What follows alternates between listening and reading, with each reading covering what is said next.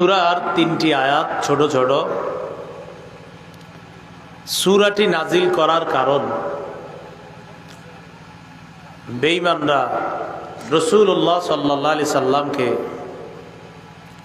বিভিন্নভাবে উত্ত্যক্ত করে,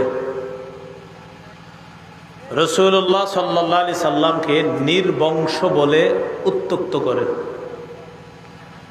নবীজিকে বিভিন্ন কাফের মুশরিকরা বলে, তোমার পরবর্তী প্রজন্ম তো নাই, তোমার এই বংশের ধারাবাহিকতা কিভাবে রক্ষা হবে ইত্যাদি এগুলো বলতো।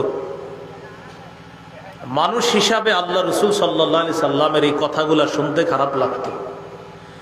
নবীজিকে সান্ত্বনা দেওয়ার জন্য আল্লাহ বললেন, তাদের কথায় কান দিবেন না, আমি আপনাকে জান্নাতের একটা হাউজ, কাউসার নাম, এই হাউজে কাউসার আপনাকে দান করলাম, আপনি টেনশন করবেন না।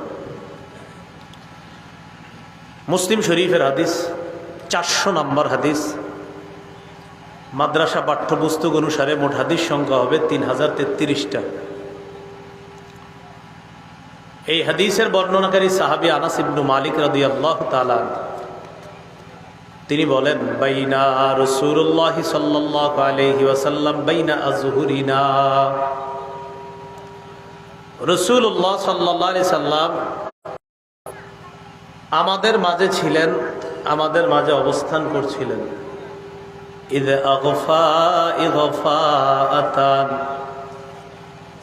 রাসূলুল্লাহ সাল্লাল্লাহু আলাইহি সাল্লামের একটু তন্দ্রা ভাব আসলো। একসাথে কয়েকজন বসে রয়েছি আমরা, তো একজনে দেখবেন একটু ঘুম ঘুম ভাব, এরকম হইতে পারে না?